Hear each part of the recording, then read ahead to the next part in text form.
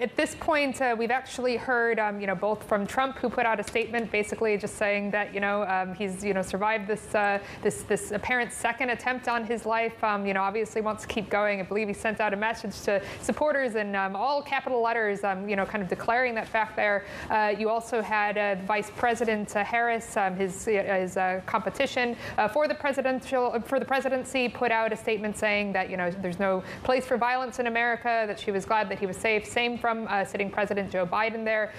It doesn't seem that the campaigns are going to suspend any donation efforts or anything like that, aside from these responses. But I think at this point, Tom, it really does just show how dramatic and contentious things have really become. I mean, this is really just 2 months out from when Donald Trump was on stage at a presidential rally in Pennsylvania, where obviously at that point he was also targeted by another gunman who tried to assassinate him. So the fact that you've had these two events happen in quick succession kind of really does spotlight just how contentious and how dangerous it really seems like things have become as this election really heats up. We really only have a couple of months there until the vote count in November. Yeah, as you say, a very acute reminder of the political violence risks in the US around this very, very tense election. Then, how is it likely to impact the race, Jill?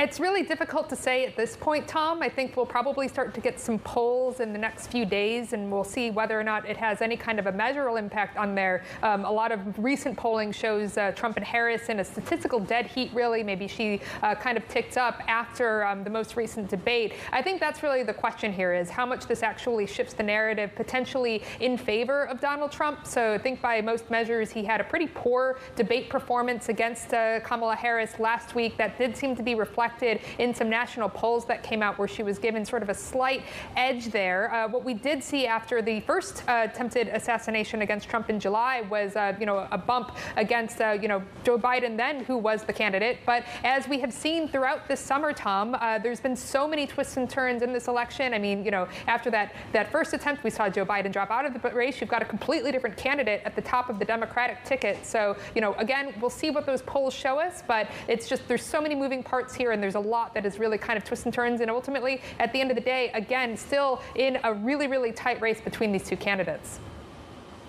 Yeah, and about an hour ago, we saw tweets, or at least comments, on Truth Social, of course, the platform that Trump owns, and he was thanking the Secret Service and law enforcement for the job that they've done. Is there still pressure on this Secret Service, given all the scrutiny that it focused on the back of that first attempted assassination attempt?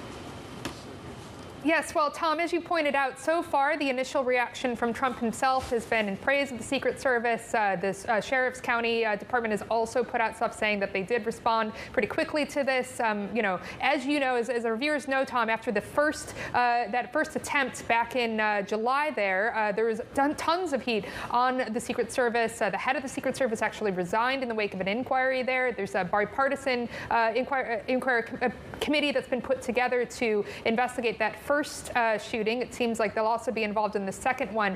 This case has been, a bit different in that it obviously took place at Trump's golf course, private location, where they did intercept this person about, 300 to 500 yards away from Donald Trump. He apparently was set up on the perimeter of this golf course, a hole ahead of where Trump was golfing. We'll have to see, though, whether or not, just the fact that you even get someone that close to Donald Trump in this kind of situation, impacts things, but does just, I think, point there, Tom, to the fact that, this is, again, a really, really dangerous, really sort of contentious situation that has involved, a lot of different security measures trying to protect these candidates as this race really gets into the final stretch.